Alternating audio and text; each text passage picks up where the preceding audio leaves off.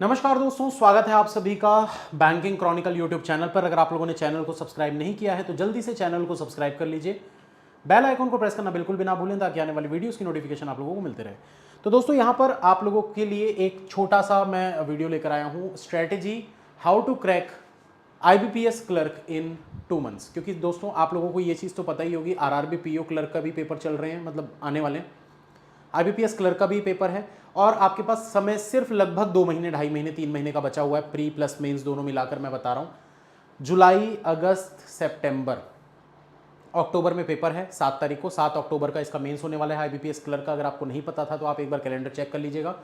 तो अप्रॉक्स 3 महीने बचे हुए हैं आपके पास मेंस तक के लिए। प्री तक का तो आप ये मान के चल सकते हैं कि चलो प्री अलग चीज़ हो जाती है, बट मेंस की तैयारी 3 महीनों के अंदर कैसे करना है ये बहुत इंपॉर्टेंट चीज़ हो जाती है। तो इस वीडियो को शुरू से आखिरी तक देखिएगा, बहुत लंबा वीडियो नहीं है ये, हार्डली आप मान के चलिए 10 मिनट 15 मिनट का रहेगा।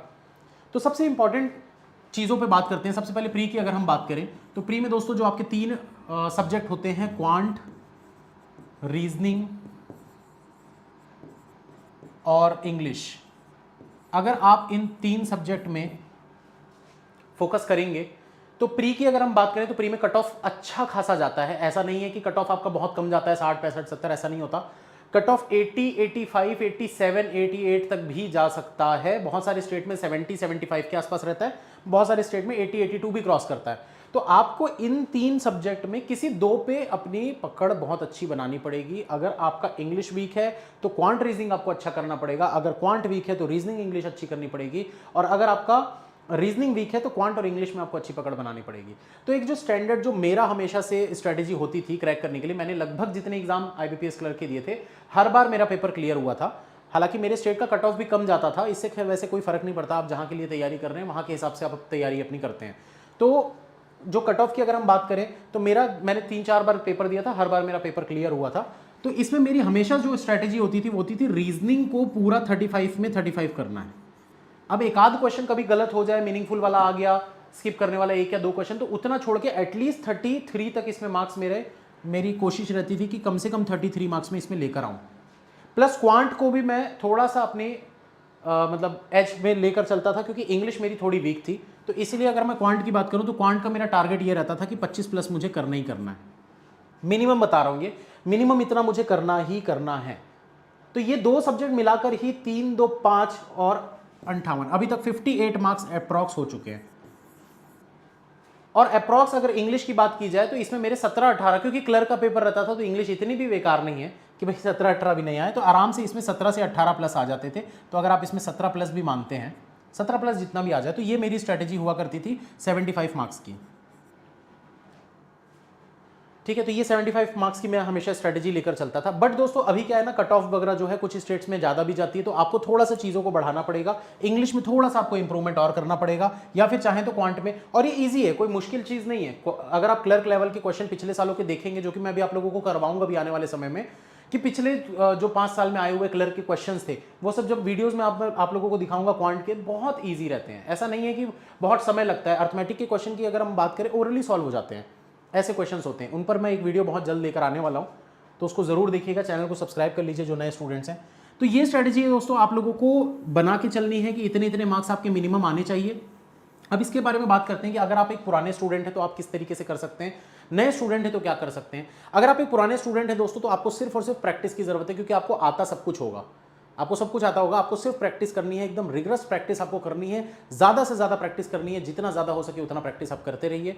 अगर आप एक बिगिनर हैं तो आप क्या कर सकते हैं दोस्तों, बिगिनर हैं तो आपको चीज़ों को सीखना पड़ेगा। क्लासेस के थ्रू सीख सकते हैं, यूट्यूब पे वीडियोज़ के थ्रू सीख सकते हैं, पेड क्लासेस के थ्रू सीख सकते हैं, कहीं से भी सीख सकते हैं। बट पहले सीखना जरूरी है, क्योंकि सीखोगे तब तो प्रैक्टिस करोगे। अगर कुछ आता ही नहीं है तो प्रैक्टिस किस चीज़ की करोगे। तो बहुत से स्टूडेंट्स को ये डाउट रहता है, बहुत से लोग मतलब ये कहते हैं सिर्फ मॉक टेस्ट देते जाओ हो जाता है। नहीं होता है दोस्तों। अगर आप एक बिगिनर हैं तो आपको पहले चीज़ों को सीखना पड़ेगा। जब तक आप चीज़ों को सीखोगे नहीं, आप प्रैक्टिस करके क्या ही कर लोगे। आप वही चीज़ करते रहोगे जो आपको आता है। आपको नई नई चीज़ें सीखनी पड़ेंगी, तभी तो आप जल्दी जल्दी कर पाओगे चीज़ों को। तो आपको सीखना पड़ेगा। और आपका जो टाइम फ्रेम होना चाहिए तो वो कितने दिनों का होना चाहिए आपका, अभी 15 जुलाई के तक, 15 से 20 जुलाई आप मान के चलिए, 15 से 20 जुलाई तक आपका लर्निंग स्टेज होना चाहिए। मतलब जिसमें आप प्रीलिम्स के बेसिक चीजें, रीजनिंग के लिए अगर मैं बोलूं, रीजनिंग के लिए तो इतना मोर देन सफिशिएंट। अगर आप दिन के 2 घंटे भी दोगे तो 20 जुलाई तक आप आराम से रीजनिंग की सारी चीजें सीख जाओगे, सब कुछ सीख जाओगे। फिर उसके बाद आपको प्रैक्टिस करनी है क्लासेस के थ्रू, या सेल्फ प्रैक्टिस जो भी है आपको इसके साथ साथ करनी रहेगी। प्री की बात कर रहा हूँ, मेंस की नहीं, है ना। मेंस के लिए तो आपको करना ही पड़ेगा बहुत लंबे समय तक तैयारी। तो ये चीज़ हो गई। प्री के लिए 20 जुलाई तक आराम से कर सकते हैं। क्वांट में हो सकता है कि आपको थोड़ा सा और ज़्यादा समय लग जाए, तो आप ये मान के चलो कि 30 जुलाई तक आप समय लेकर चलो कि क्वांट का आपको प्री जो बेसिक चीज़ें हैं वो सारी कवर करनी है। 30 जुलाई के पहले पहले आपको सारी क्लासेस देख के सारे टॉपिक वगैरह जो भी है वो कवर करने हैं। इंग्लिश की बात करूँ, इंग्लिश का ग्रामर व्रामर जो भी आपको पढ़ना है वो सारी चीज़ें 30 जुलाई के पहले पहले आपको खत्म करनी पड़ेंगी। आपके पास सिर्फ 26 दिन रह गए हैं। कोशिश ये करिए कि एकदम मतलब फुल फ्लैश तरीके से तैयारी अपनी चालू कर दीजिए आज से। इस 26 दिनों को अपना एकदम ये मान लीजिए कि 26 दिन में तो मुझे ये पूरा निपटा देना है, मैथ्स रीजनिंग इंग्लिश पूरा निपटा देना है, बेसिक चीज़ें। इसके बाद आपको बेसिक चीज़ें करने की जरूरत ना हो, इसके बाद आपको सिर्फ प्रैक्टिस करने की जरूरत हो। मॉक टेस्ट दें, अपने मार्क्स को देखें, एनालाइज करें, आगे बढ़ें, सिर्फ यही चीज़ आपकी होनी चाहिए इसके बाद। तो ये चीज़ तो हो गई आपकी 30 जुलाई तक। अब इसके बाद क्या, तो भाई आपको मेंस की तैयारी स्टार्ट कर देनी चाहिए, ठीक है। ये मैं बिगनर्स के लिए बता रहा हूँ ना अभी। और जो पुराने स्टूडेंट है प्रैक्टिस करो, मेंस की तैयारी में अभी से लग जाओ, ज़्यादा टेंशन लेने की जरूरत नहीं और ज़्यादा सोचने की जरूरत नहीं है।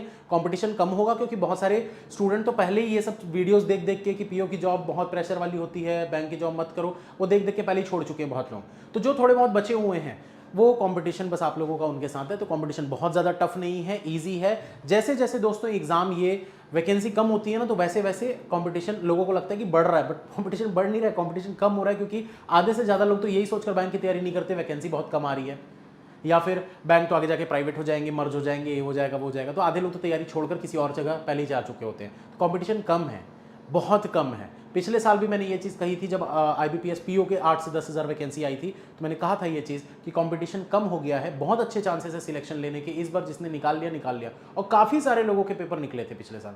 हो सकता है इस साल भी ऐसे ही आप सभी का सिलेक्शन हो जाए बहुत जल्द। ऑल द बेस्ट सभी को। तो मेंस की तैयारी दोस्तों करते रहना है आप लोगों को। अब मेंस की तैयारी करने के लिए क्या करना है दोस्तों, मैक्स टू मैक्स क्लासेस देखिए, ज़्यादा से ज़्यादा 80% क्लासेस देखना है आपको, और 20% आपको प्रैक्टिस करना है। अब ये चीज़ क्यों मैं बोल रहा हूं दोस्तों, क्योंकि आपके पास समय कम है। अगर आपके पास समय बहुत ज़्यादा होता ना, तो मैं बोल सकता था कि सेल्फ प्रैक्टिस करो, चीज़ें आपको समझ में आएंगी, धीरे धीरे आपका दिमाग तेज होगा, आपकी अंडरस्टैंडिंग बढ़ेगी, आप चीज़ों को सीखते जाओगे और एग्जाम में आप खुद बना लोगे। बट अगर अभी आपके पास समय कम है, आपके पास सिर्फ 2 से 3 महीने ही है मेंस के लिए, इन 3 महीने में अगर मेंस की तैयारी करनी है दोस्तों, तो क्लासेस से बेस्ट कुछ नहीं हो सकता।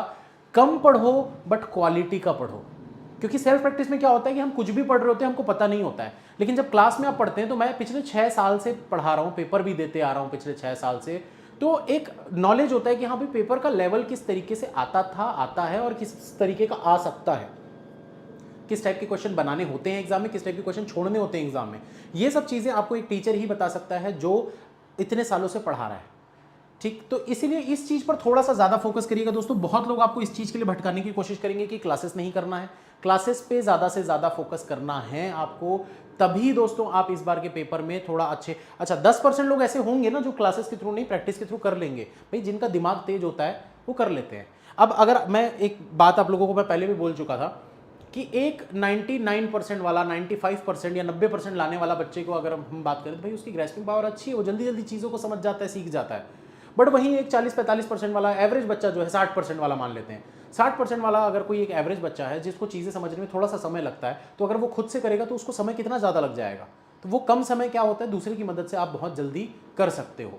तो इसीलिए उन 10% के चक्करों में मत आइएगा दोस्तों। ऐसे 10% बहुत होते हैं जो आपको भटकाने की कोशिश करेंगे, ये मत करो, वो मत करो, ऐसा करो, वैसा करो। आप चाहो तो करके भी देख लेना, लेकिन नुकसान ही होगा, इसलिए मैं बोल रहा हूँ मत करो, ठीक है। इतने सालों से देखते आ रहे बहुत से स्टूडेंट्स हैं जो ये सब चक्करों में पढ़ के अपना नुकसान कर लेते हैं, और बाद में फिर उनको रिग्रेट होता है कि काश हम पहले सर की बात सुन ली होते।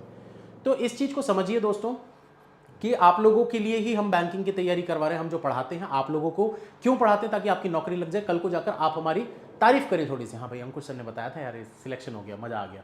आप तारीफ करोगे तब तो 4 बच्चे और आएंगे, वो 4 तारीफ करेंगे तो 16 और आएंगे, वो तारीफ करेंगे तो 50 और आएंगे।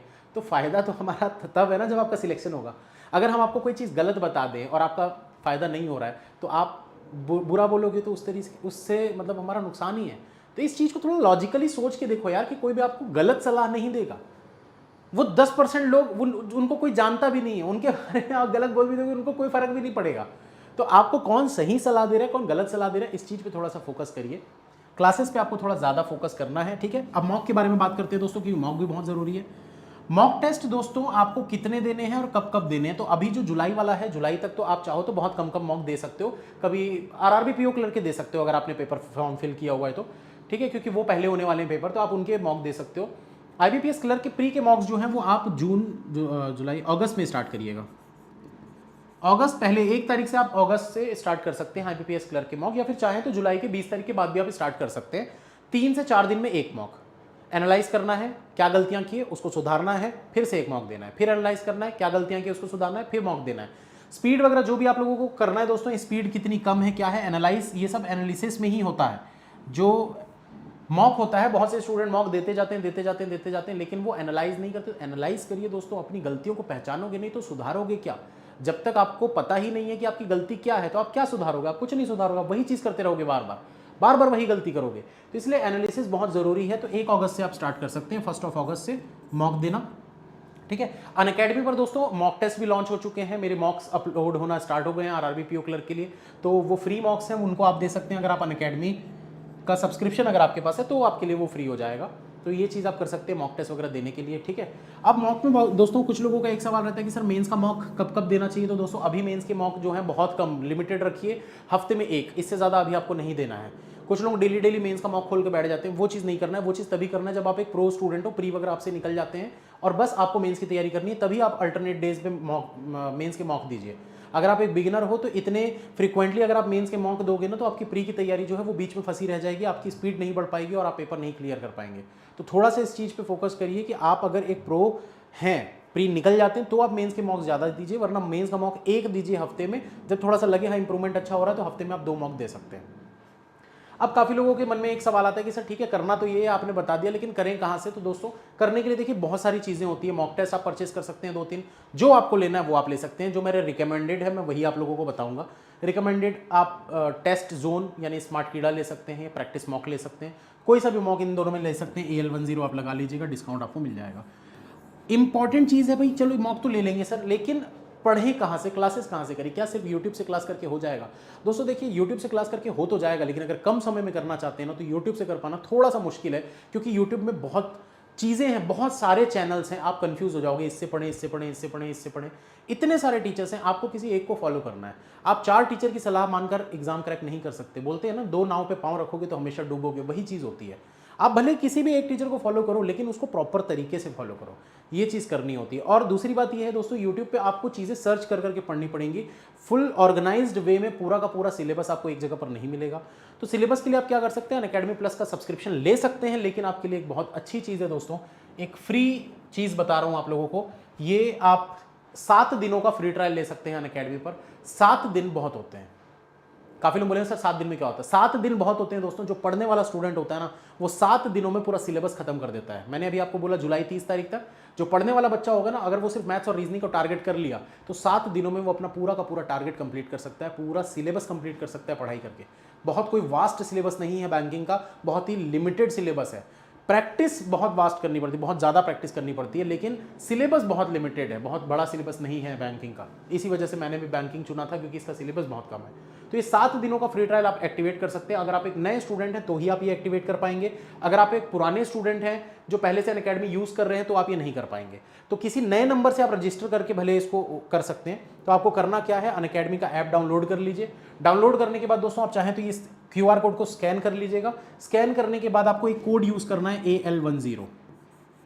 ये आप कोड लगा लेंगे, आप लोगों को 7 दिनों का फ्री ट्रायल जो है वो एक्टिवेट हो जाएगा। और इसका लिंक वगैरह सब कुछ मैं नीचे दे रहा हूँ। 7 दिनों तक फ्री क्लासेस देखकर आपको जो जो सीखना है, जो जो टॉपिक में आप लोगों को दिक्कत आ रही है, वो सारी की सारे टॉपिक्स आप अपने क्लियर कर सकते हो। ये ऑफर दोस्तों 4 तारीख से 6 तारीख तक है, मतलब कि आज, कल, परसों तक आप इस सब्सक्रिप्शन को ले सकते हो, 7 दिनों के फ्री ट्रायल को ले सकते हो और 7 दिनों तक अच्छे से अपनी तैयारी करिए दोस्तों। ये जो भी मैंने स्ट्रैटेजी बताई है आप लोगों को, ये पूरी चीज़ें आप फ्री में कर सकते हो अनअकैडमी के 7 दिनों के फ्री ट्रायल में। तो थोड़ा सा दिमाग लगाइए दोस्तों, ये कोई पेड चीज़ नहीं। हाँ, इसके बाद पसंद आता है तो लेना, नहीं लेना वो तो आपकी चॉइस है। लेना चाहते हो तो मैं तो 100% बोलूँगा ले लो, बहुत बेस्ट है। आपको कभी सोचना नहीं पड़ेगा, रिग्रेट नहीं होगा कि अनअकैडमी प्लस का सब्सक्रिप्शन लेके हमारे पैसे बर्बाद हुए, नहीं होगा। जो लिए उनसे पूछिएगा, हमेशा आपको 1% लोगों को छोड़कर जो नहीं पढ़ते हैं, 99% लोग जो पढ़ाई करते हैं, वो यही बोलेंगे अच्छा है, वैल्यू फॉर मनी।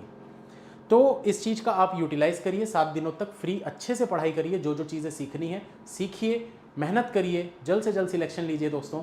और क्या, बस God bless you, all the best. मिलते हैं फिर नेक्स्ट क्लास में। You can and you will, अगर आप चाहो तो। तो लिंक नीचे मिल जाएगी डिस्क्रिप्शन पे इस फ्री ट्रायल को एक्टिवेट करने की। Thank you, all the best.